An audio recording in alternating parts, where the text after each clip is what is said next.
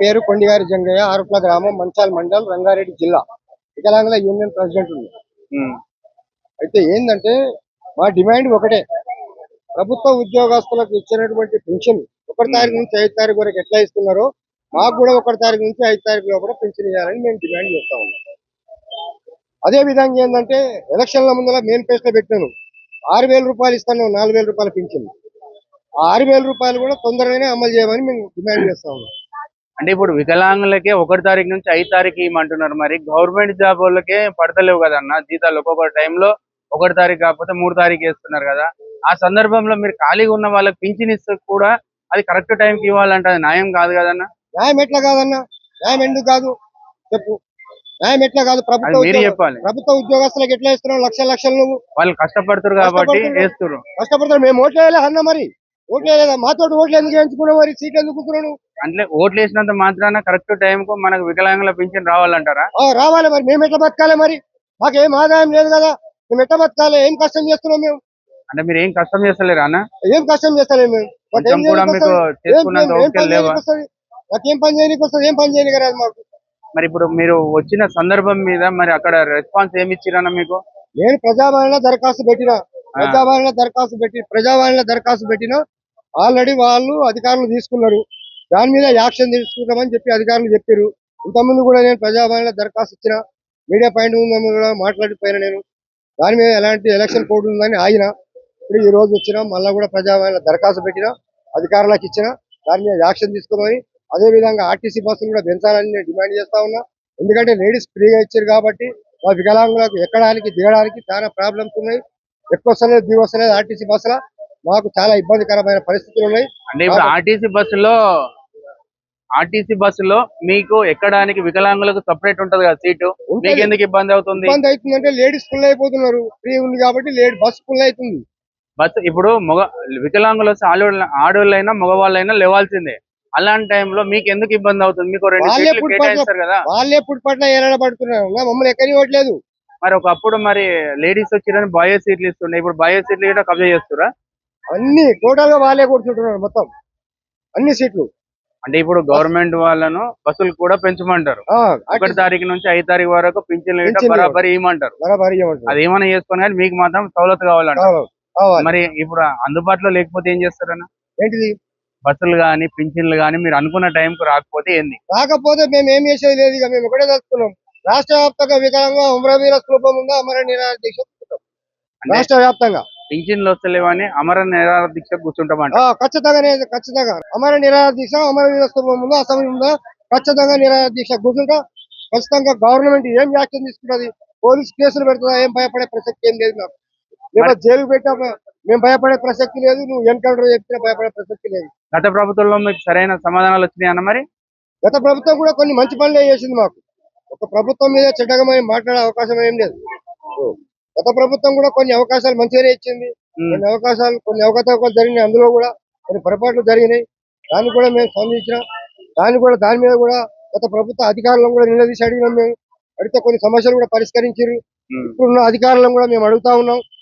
రాష్ట్ర మంత్రులను అడుగుతున్నాం, ఎమ్మెల్యేలను అడుగుతున్నాం, ముఖ్యమంత్రి దగ్గర కూడా అడుగుతున్నాం. మేము మా డిమాండ్లు మేము పరిష్కరించామని చెప్పారు. అంటే ఇప్పుడు కొత్తగా వచ్చిన ప్రభుత్వంలో మీకు సరైన సానుభూతి వస్తలేదు అంటున్నారా? ఇప్పటి వరకు అయితే మాకు ఎలాంటి న్యాయం జరగలేదు అన్న. గవర్నమెంట్ వచ్చింది, ఇప్పుడు ఈ న్యాయం ఎలాంటి 4,000 పదాలు ఇస్తారు కదన్న కొత్త ప్రభుత్వం. మరి ఇప్పుడు ఈ ప్రభుత్వం ఎందుకు ఇస్తుందన్న? పైన ప్రభుత్వమే ఇచ్చింది. ఈ ప్రభుత్వం 6,016 రూపాయలు ఇస్తారు మేనిఫెస్టో పెట్టింది. ఇప్పుడు మాకు ఇచ్చింది ఎక్కడిది? అంటే ఇప్పుడు 6,016 రూపాయలు ఇస్తలేదా? మరి 4,016 రూపాయలు ఇస్తున్నారు. అంటే పాత ప్రభుత్వమే బెస్ట్ అంటారా ఏంది మీరు? నేను అది బెస్ట్ అంటలేనన్నా. నేను ఆ విషయంలో అంటలేను ఆ ప్రభుత్వం బెస్ట్ ఈ ప్రభుత్వం బెస్ట్ అంటలేదు. మాకు కావాలి, న్యాయం కావాలి. గత ప్రభుత్వం చేసిన కాడికి చేసి వెళ్ళిపోయింది.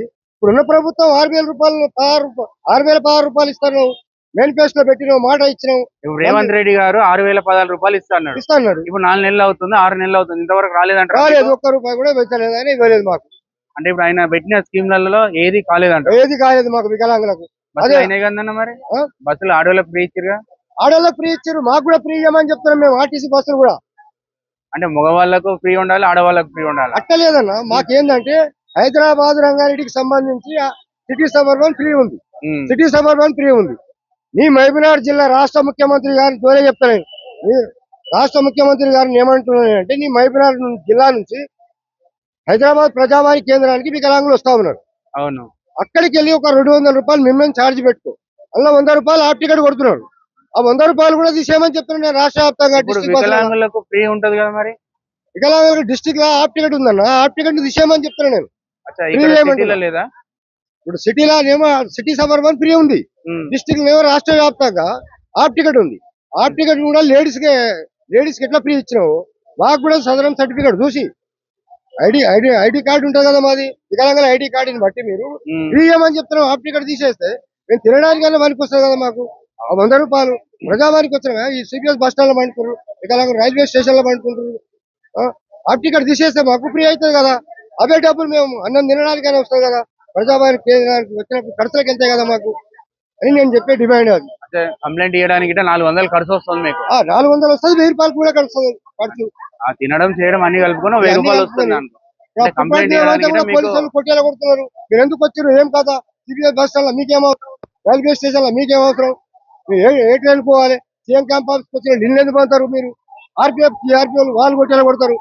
మరి ఎడ వండుకోవాలంటే రోడ్డు మీద పండుకోవాలి, ఫుట్పాత్ మీద, రోడ్డు మీద ఆడుకొని తినాలి, రోడ్డు మీద పండుకోవాలి. మరి ఇప్పుడు సీఎం గారికి ఏం చెప్పదలుచుకున్నారు మీరు? ఏం చెప్తున్నా, వికలాంగ సమస్యలు మా ఎన్ని ఉన్నాయో ఆ సమస్యలు నువ్వు తొందరగా క్లియర్ చేయమని చెప్తున్నావు.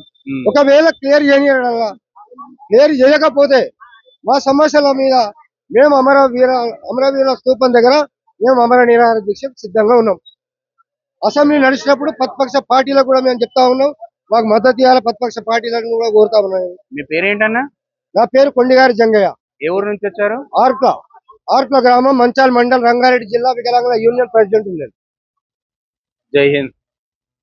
నా పేరు కొండిగారి జంగయ్య, ఆర్ట్ల గ్రామం, మంచాల్ మండల్, రంగారెడ్డి జిల్లా, వికలాంగుల యూనియన్ ప్రెసిడెంట్ ఉంది. ఉమ్. అయితే ఏంటంటే మా డిమాండ్ ఒకటే, ప్రభుత్వ ఉద్యోగస్తులకు ఇచ్చినటువంటి పెన్షన్ 1 తారీఖు నుంచి 5 తారీఖు వరకు ఎట్లా ఇస్తున్నారో మాకు కూడా 1 తారీఖు నుంచి 5 తారీఖు లోపల పెన్షన్ ఇవ్వాలని మేము డిమాండ్ చేస్తా ఉన్నాం. అదే విధంగా ఏంటంటే ఎలక్షన్ల ముందర మేనిఫెస్టో పెట్టాను, 6000 రూపాయలు ఇస్తాను, 4000 రూపాయల పెన్షన్. ఆ 6000 రూపాయలు కూడా తొందరగానే అమలు చేయమని మేము డిమాండ్ చేస్తా ఉన్నాం. అంటే ఇప్పుడు వికలాంగులకే 1 తారీఖు నుంచి 5 తారీఖు ఇవ్వమంటున్నారు, మరి గవర్నమెంట్ జాబ్ వాళ్ళకే పడతలేవు కదన్న జీతాలు. ఒక్కొక్క టైంలో 1 తారీఖు కాకపోతే 3 తారీఖు వేస్తున్నారు కదా. ఆ సందర్భంలో మీరు ఖాళీగా ఉన్న వాళ్ళకి పింఛన్ ఇస్తే కూడా అది కరెక్ట్ టైంకి ఇవ్వాలంటే అది న్యాయం కాదు కదన్న. న్యాయం ఎట్లా కాదన్నా, న్యాయం ఎందుకు కాదు చెప్పు, న్యాయం ఎట్లా కాదు. అది మీరు చెప్పాలి. ప్రభుత్వ ఉద్యోగస్తులకు ఎట్లా ఇస్తున్నావు, లక్షలు నువ్వు. వాళ్ళు కష్టపడుతున్నారు కాబట్టి వేస్తున్నారు. కష్టపడతారు, మేము ఓట్లు వేయాలి అన్న, మరి ఓట్లు వేయలేదా, మాతో ఓట్లు ఎందుకు వేయించుకున్నావు, మరి సీట్లు ఎందుకు కూర్చున్నావు? అంటే ఓట్లు వేసినంత మాత్రాన కరెక్ట్ టైం కు మనకు వికలాంగుల పింఛన్ రావాలంటారా? రావాలి, మరి మేము ఎట్లా బతకాలి, మరి మాకేం ఆదాయం లేదు కదా, మేము ఎట్లా బతకాలి, ఏం కష్టం చేస్తున్నాం మేము? అంటే మీరు ఏం కష్టం చేస్తలేరా అన్న? ఏం కష్టం చేస్తలేము మేము, కొంచెం కూడా మీకు చేసుకున్నంత ఓపిక లేవా? నాకేం పని చేయడానికి వస్తుంది, ఏం పని చేయని కదా మాకు. మరి ఇప్పుడు మీరు వచ్చిన సందర్భం మీద మరి అక్కడ రెస్పాన్స్ ఏమి ఇచ్చిరన్న మీకు? నేను ప్రజావాణిలో దరఖాస్తు